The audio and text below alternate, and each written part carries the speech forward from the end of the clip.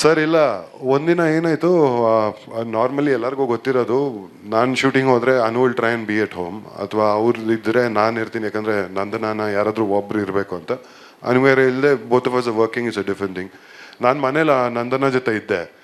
ಒಂದು 10-10:30 ಫೋನ್ ಮಾಡಿದ್ರು, ಎಲ್ಲಿದೆಯಾ ಅಂದರೆ ಅಫ್ಕೋರ್ಸ್ಲಿ ಮನೇಲಿದ್ದೀನಿ ನಂದನ ಜೊತೆ. ಅಂದರೆ ಅರ್ಜೆಂಟಾಗಿ ಬರೋಕ್ಕಾಗತ್ತಾ ಅಂದರು. ಬರ್ತೀಯಾ ಅಂದು. ಬಟ್ ಅನು ಆ ಥರ ಯಾವತ್ತೂ ಕರೆ ಮಾಡಿಲ್ಲ ಸರ್, ಶೂಟಿಂಗ್ ಹೋದಾಗ ಯಾವತ್ತೂ ಕರೆಯಲ್ಲ ಆ ಥರ. ಬಟ್ ನನಗೇನೋ ಎವ್ರಿಥಿಂಗ್ ಓಕೆ, ಎಲ್ಲ ಏನಾದರೂ ಆಯ್ತಾ ಅಂದರೆ ಇಲ್ಲ ನೀನು ಬಾ ಬಾ ಬಾ. ಸರಿ, ನಾನು ಎದ್ದು ಬಿದ್ದು ಹೋದೆ ಸೆಟ್ಗೆ. ಅಲ್ಲಿ ನೋಡಿದ್ರೆ ಆ ವೇಷ ಹಾಕ್ಕೊಂಡು ಕೂತಿದ್ರು sir. She was scared. Mirror ಮುಂದೆ ಅವ್ರನ್ನೇ ನೋಡಿಕೊಂಡು ಶಿ ವಾಸ್ ಸ್ಕೇರ್ಡ್. ನಾನೇ ನೋಡ್ಕೊಳ್ಳಲ್ಲ. ಅವತ್ತು ಒಂದು ಸ್ವಲ್ಪ ಏನೋ ಅನ್ಕಂಫರ್ಟಬಲ್ ಅನ್ನಿಸ್ತು ವಾಸು ಸರ್. ಆ ಗೆಟಪ್ ಅಲ್ಲಿ ಜನರಲ್ ಆಗಿ ಅಮ್ಮ ಯಾವಾಗಲೂ ಹೇಳ್ತಿರ್ತಾರೆ, ಒಬ್ಳೆ ಬಿಡಬೇಡ ಕಂಡ್ರೋ ಅವಳನ್ನ ಅಂತ ನಮ್ಮ ಹುಡುಗರಿಗೆಲ್ಲ.